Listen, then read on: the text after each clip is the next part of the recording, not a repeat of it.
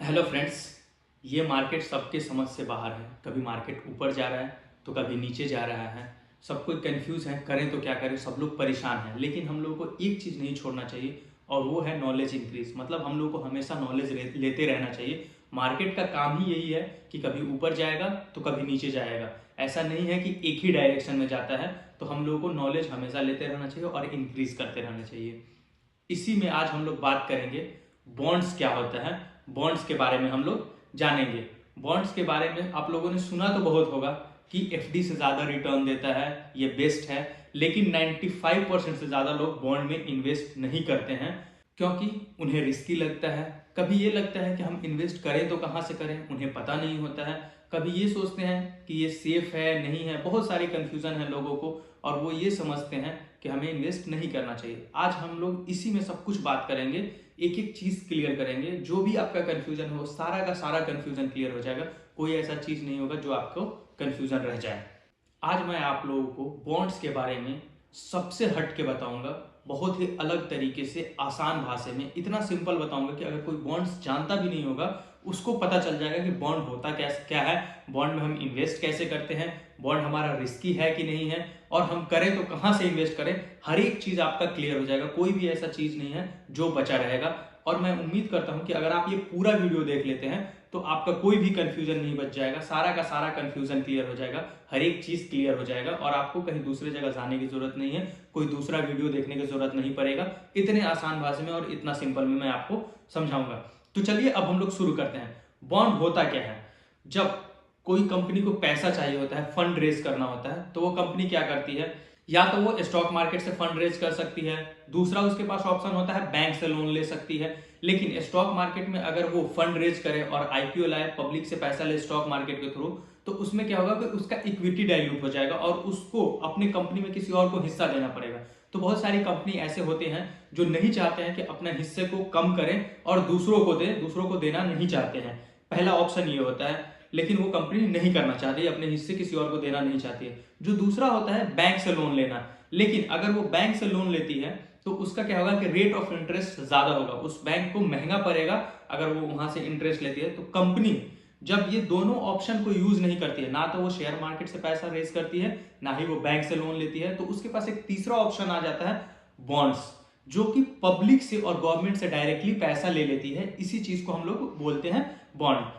अगर इसको simple word में समझें तो गवर्नमेंट हो या कंपनी हो, वो कर्जा लेती है, बॉन्ड के फॉर्म में उधार लेती है। इसी को हम लोग बॉन्ड कहते हैं।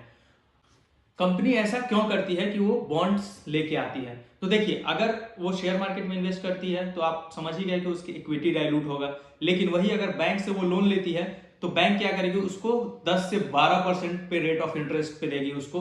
तो वहां पे रेट ऑफ इंटरेस्ट जो है कंपनी को बहुत ज्यादा लग रहा है। और अगर हम 12% की बात करते हैं तो कंपनी के लिए बहुत बड़ी अमाउंट होती है। मान लीजिए कि अगर उसको 1,000 करोड़, 10,000 करोड़ का अगर वो बॉन्ड इशू कर रहा है तो उसको 12% बहुत ज्यादा महंगा पड़ता है। वहीं वो क्या करती है कि अगर वो डायरेक्टली पब्लिक से पैसा लेती है बॉन्ड इशू करके, तो उसमें 8 से 9%, 7% इतना देती है। तो वहां पे कंपनी का 3%, 4% अगर बच जाता है तो उससे क्या होता है कि उसको बहुत ज्यादा राहत मिलता है। 3-4% कंपनी के लिए बहुत बड़ी बात होती है कि क्योंकि उसके पास जो अमाउंट होता है वो बहुत ज्यादा है। इसीलिए वो क्या करती है कि बॉन्ड को इशू करती है और अपना पैसा बचाती है, उसमें पैसा कम करती है। और कंपनी का 8 से 9% में ही काम चल जाता है, वहां उसको 10 से 12% देने का जरूरत नहीं पड़ता है। इसीलिए कंपनी बॉन्ड्स इशू करती है। बॉन्ड्स के जो टाइप्स होते हैं वो क्या होते हैं? तो जनरली 3 तरह के टाइप्स होते हैं। एक होते हैं हमारे गवर्नमेंट बॉन्ड्स, जिसको हम लोग बोलते हैं। दूसरा जो होता है हमारा पब्लिक सेक्टर बॉन्ड्स होता है। एंड जो तीसरा होता है हमारा कॉर्पोरेट बॉन्ड बोलते हैं। गवर्नमेंट बॉन्ड में क्या होता है कि गवर्नमेंट बॉन्ड्स लाती है और पब्लिक को इन्वेस्ट करने के लिए बोलती है। तो गवर्नमेंट बॉन्ड सबसे ज्यादा सेफेस्ट माना जाता है क्योंकि वो गवर्नमेंट का है और गवर्नमेंट कहीं नहीं भागेगी। तो आपका पूरा का पूरा पैसा वहां पे सेफ रहेगा गवर्नमेंट बॉन्ड में। दूसरा जो हमारा होता है पब्लिक अंडरटेकिंग। पब्लिक अंडरटेकिंग में क्या होता है कि जो गवर्नमेंट का पैसा होता है वो ज्यादा से ज्यादा लगा रहता है। तो इसको भी हम कह सकते हैं कि वो सेफ है। ये सेकंड नंबर पे आ जाएगा क्योंकि गवर्नमेंट उसमें भी पैसा ज्यादा इन्वेस्ट करती है, तो उसमें भी चांसेस होता है कि वो सेफ है। एक होता है हमारा कॉर्पोरेट बॉन्ड्स, जो कि थोड़ा कम सेफ होता है। और इसके बारे में हम लोग जानेंगे कि कौन सा कॉर्पोरेट बॉन्ड सही होता है, उसके रेटिंग से हम लोग समझेंगे। इसके बारे में हम लोग आगे बात करेंगे। नेक्स्ट हम लोग देखेंगे कि इसके जो इंपॉर्टेंट टर्मिनोलॉजीज हैं वो क्या है। जो कि हमारे बॉन्ड्स में आते हैं। एक हमारा आता है फेस वैल्यू। फेस वैल्यू क्या होता है? फेस वैल्यू जब कोई भी बॉन्ड्स आता है और उसका जो इनिशियल प्राइस होता है, मान लीजिए कि कोई बॉन्ड आया और उसका प्राइस 10,000 है, 5,000 है, उसको हम लोग फेस बोलते हैं। जो इनिशियल वैल्यू डिसाइड किया जाता है वो हमारा होता है फेस वैल्यू। दूसरा होता है हमारा कूपन रेट्स। कूपन रेट्स क्या होता है? Rate of interest paid by bond issuer on the bond face value. मतलब जो रेट ऑफ इंटरेस्ट आपको देने की बात करती है कंपनी कि हम आपको इतना कूपन रेट देंगे, इतना हम आपको रिटर्न देंगे, वही होता है हमारा कूपन रेट्स, जो कि फेस वैल्यू पे डिसाइड किया जाता है। शुरू में जो हमारा फेस वैल्यू होता है उसी पे वो डिसाइड होता है कि इसका कूपन रेट इतना है, आपको रिटर्न इतना मिलेगा। तीसरा जो हमारा इंपॉर्टेंट टर्मिनोलॉजी है वो है मैच्योरिटी डेट, जिसको हम लोग सिंपल वर्ड में कह सकते हैं टेन्योर। मतलब जो आप बॉन्ड्स में इन्वेस्ट कर रहे हैं वो कितना दिन के लिए कर रहे हैं और कितना समय के लिए कर रहे हैं, उसको हम लोग बोलते हैं मैच्योरिटी डेट। सपोज कीजिए कि आज अगर हम इन्वेस्ट कर रहे हैं 2025 में, लेकिन उसका जो मैच्योरिटी डेट है वो 2030 में है, तो वहां पे आपको पैसा मिलेगा। उससे पहले आप पैसा उसको नहीं निकाल सकते हैं, मुश्किल होगा निकालेंगे तो आपको सेकेंडरी मार्केट में बेचना पड़ता है, तो उसको हम लोग मैच्योरिटी डेट बोलते हैं। जो आपका रेट ऑफ इंटरेस्ट है वो आपको मिलता रहेगा आपके टेन्योर के हिसाब से, जो आपको सिलेक्ट करना है कि हमको इतना दिन में चाहिए नहीं चाहिए, उसके हिसाब से आपको मिलेगा। लेकिन जो आपका फाइनल अमाउंट है, फाइनल सेटलमेंट है, वो मैच्योरिटी डेट के बाद मिलता है। इसको हम लोग बोलते हैं मैच्योरिटी डेट। जो नेक्स्ट है हमारा क्रेडिट रेटिंग। क्रेडिट रेटिंग क्या होता है कि बहुत सारे क्रेडिट एजेंसी होते हैं, तो उस बॉन्ड्स को रेटिंग करते हैं कि ये बॉन्ड्स कितना अच्छा है। जैसे हम लोग हर एक चीज का रेटिंग देखते हैं, कॉलेज की भी रेटिंग होते हैं, अपने मार्क्स के रेटिंग होते हैं, हर एक चीज की, तो उसी तरह बॉन्ड्स के भी रेटिंग होते हैं कि ये बॉन्ड्स अच्छा है कि नहीं है। ये चीज क्रेडिट एजेंसी करती है और उसको रेटिंग देती है, A, AAA, BB, BBB ऐसे करके रेटिंग देती है। नेक्स्ट हम लोग बात करते हैं, is the bond market risky? क्या बॉन्ड मार्केट रिस्की है? तो देखिए इसमें 3-4 बहुत ही इंपॉर्टेंट चीज है। First, credit risk. जो क्रेडिट आ रहा है वो हम चेक करें सबसे पहले कि इस बॉन्ड्स का क्रेडिट अच्छा है कि नहीं है। अगर हम बॉन्ड्स के क्रेडिट को चेक नहीं करते हैं और पैसा इन्वेस्ट करते हैं, तो जो क्रेडिट रेटिंग अच्छा नहीं है, जैसे B है, C है, तो वो हमें लॉस दे सकता है। पहला हमारा रिस्क ये है। सेकेंड जो हमारा रिस्क है वो है लिक्विडिटी रिस्क। अगर आप चाहते हैं बॉन्ड्स को बेचना मैच्योरिटी डेट से पहले सेकेंडरी मार्केट में, तो वहां पे बहुत कम ही बायर एंड सेलर्स हैं, तो आपका जो बॉन्ड है आसानी से आप नहीं बेच सकते हैं। वहां पे आपको मुश्किल होगी क्योंकि वहां पे लिक्विडिटी है नहीं, वहां पे कोई खरीदने वाला बैठा नहीं है, कोई बेचने वाला नहीं है, तो वहां पे आसान नहीं होता है, तो आपको मैच्योरिटी डेट तक वेट करना पड़ता है। ये इसके लिए एक प्रॉब्लम हो जाएगा। नेक्स्ट जो है वो है इंटरेस्ट रेट रिस्क। इसको अब हम लोग समझते हैं यह क्या होता है। इसको एक एग्जांपल से समझते हैं। सपोज कीजिए कि कंपनी के पास एक बॉन्ड है और कंपनी ने उसका जो शेयर प्राइस है वो 100 रुपया रखा, मतलब उस बॉन्ड का जो प्राइस है उसको 100 रुपया रखा, तो किसी ने 100 रुपये पे खरीदा। लेकिन अगर वो सेकेंडरी मार्केट में बेच रहा है तो सपोज कीजिए कि 120 रुपये पे उसने बेचा, क्योंकि वहां पे रेट अलग हो गया। तो जो 120 रुपये पे खरीद रहा है उसका जो इंटरेस्ट रेट है वहां पे शो करेगा, इनिशियल फेस वैल्यू के हिसाब से इंटरेस्ट रेट से सेट करेगा। जैसे कि 100 रुपए के हिसाब से उसका जो इंटरेस्ट रेट है वो पहले से वहां पे शो करेगा, लेकिन अगला ये समझेगा कि हमको ये 9%, 10% के मिलेगा, लेकिन वो ऐसा नहीं होता है। वो हमारा फेस वैल्यू के हिसाब से इंटरेस्ट रेट सेट होता है।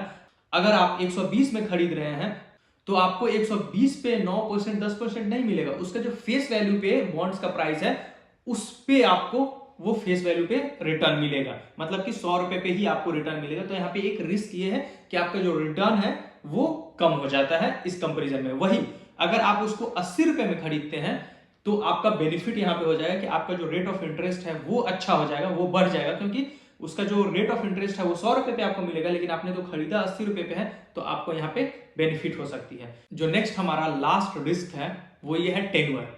अगर आप पैसा निकालना चाहते हैं पूरा का पूरा, तो इसको बिना टेन्योर कंप्लीट हुए इजिली नहीं निकाल सकते हैं, यहाँ पे मुश्किल आती है। तो ये इसके सारे रिस्क हैं। अब हम लोग बात करते हैं कि हमें कितना एक्सपेक्ट करना चाहिए, इससे हमें रिटर्न क्या मिलेगा नहीं मिलेगा।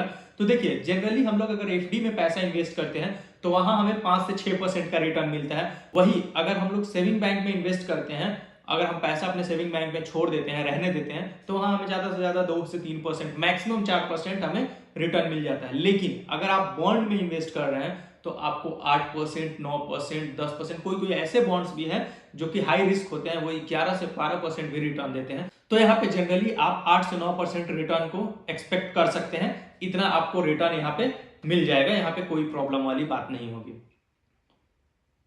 मैंने आपको सब कुछ बता दिया है, लेकिन एक बहुत ही इंपॉर्टेंट चीज़ है जो कि अभी मैं नहीं बताया हूँ, उसको बताने वाला हूँ कि इस बॉन्ड को आखिर हम खरीदेंगे कहाँ से बाई करेंगे, इसके डिटेल्स हम कहाँ से देखेंगे, ये भी हमें जानना बहुत ज़रूरी है। तो इसके जनरली 2 से 3 प्लेटफॉर्म मैं बता रहा हूँ आपको, जो है कि गोल्डन पाई है, ग्रिप है, इंडियन बॉन्ड्स है। इसमें हम लोग जाके पूरा का पूरा डिटेल चेक कर सकते हैं कि बॉन्ड्स का प्राइस क्या है, बॉन्ड का टेन्योर क्या है, bond rate of interest, coupon rate कितना रखा है, ये सब कुछ हम यहाँ से जाके चेक कर सकते हैं। तो चलिए अब हम इसको लाइव समझते हैं कि आखिर बॉन्ड्स खरीदेंगे तो कहाँ से खरीदेंगे और उसका डिटेल कैसे चेक करेंगे। तो देखिए, सबसे पहले आप गोल्डन पाई गूगल पे सर्च कीजिए और गोल्डन पाई पे जाइएगा। गोल्डन पाई पे जाने के बाद आपका कुछ ऐसा इंटरफेस खुलेगा। तो यहाँ पे आप प्रोडक्ट्स में जाइए, आप देखेंगे यहाँ पे लिस्टेड बॉन्ड्स जो पहले से लिस्टेड हैं उसको आप चेक कर सकते हैं। एनसीडी आईपीओ जो अभी आने वाले बॉन्ड्स हैं, कॉर्पोरेट बॉन्ड्स जो कि फिक्स डिपॉजिट, ये सब यहाँ पे कैटेगराइज हो जाएंगे। गवर्नमेंट सिक्योरिटीज, गवर्नमेंट के कौन कौन से बॉन्ड है, और यहाँ पे गोल्ड का भी ऑप्शन आ रहा है। तो अब हम लोग कोई एग्जाम्पल के लिए एक ले लेते हैं और उसको थोड़ा सा समझ लेते हैं। जैसे मान लीजिए कि यहाँ पे हम लोग चलते हैं कॉर्पोरेट फिक्स डिपॉजिट वाले में देख लेते हैं, या लिस्टेड कॉर्पोरेट्स में। तो हम लोग फिक्स्ड वाले में देख लेते हैं सबसे पहले। तो आप यहाँ पे देखेंगे एक है श्रीराम फाइनेंस लिमिटेड, इसको हम लोग थोड़ा सा खोलते हैं और इसका डिटेल चेक करते हैं। अगर आप 1 लाख इन्वेस्ट कर रहे हैं तो आपका जो रिटर्न मिलेगा, रेट ऑफ इंटरेस्ट है वो 7.59%, ये 1 साल के लिए। यहाँ पे आपको ये कैलकुलेशन मिल जाएगा, जैसे कि टोटल इंटरेस्ट जो आपका बनेगा 7860 बनेगा। वही मैच्योरिटी डेट यहाँ पे आपको मैच्योरिटी वैल्यू दिखा रहा है। आप मैच्योरिटी मतलब कि टोटल जो आपका अमाउंट होगा वो कितना होगा। अगर आप इसका टेन्योर बढ़ाते हैं तो यहाँ पे 60 मंथ तक जा सकते हैं। तो ये सब आपको दिख रहा है और यहाँ पे मैच्योरिटी डेट वगैरह सब आपको समझ में आ जाएगा कि हमें कहाँ पे करना है, नहीं करना है। आपका यहाँ पे रेट ऑफ इंटरेस्ट दिख जाएगा, जैसे कि 12 महीने में आपको नॉर्मल कितना बनेगा, सीनियर सिटीजन के लिए कितना बनेगा, इसमें सब कुछ चेक कर सकते हैं। आप पे आउट कैसे चाह रहे हैं, तो यहाँ पे आप पे आउट को चेक कर सकते हैं कि हमें मैच्योरिटी पे पूरा का पूरा पैसा चाहिए, या ईयरली पे रेट ऑफ इंटरेस्ट जो मिल रहा है वो हम ईयरली लेना चाह रहे हैं, या तो फिर आप चाह रहे हैं कि हमें इतना पे लेना। तो ये सब कुछ यहाँ पे आप चेक कर सकते हैं। यहाँ पे हम लोग पे आउट सिलेक्ट कर सकते हैं कि हमारा पे आउट कब चाहिए, मतलब जो हमें रेट ऑफ इंटरेस्ट मिल रहा है, जो हमें पैसा मिल रहा है, रिटर्न मिल रहा है, वो कब मिलेगा। जो आपका मेन पैसा है, जो फाइनल पैसा है, वो तो आपको मैच्योरिटी पे ही मिलेगा, जो यहाँ पे मैच्योरिटी शो कर रहा है। लेकिन आप रेट ऑफ इंटरेस्ट को पहले ले सकते हैं। तो यहाँ पे आप सिलेक्ट कर लीजिए, हमें हाफ ईयरली चाहिए, मंथली चाहिए, यहाँ पे आप सारा सिलेक्ट कर सकते हैं। आई होप आप लोग इसमें सब कुछ समझ गए होंगे।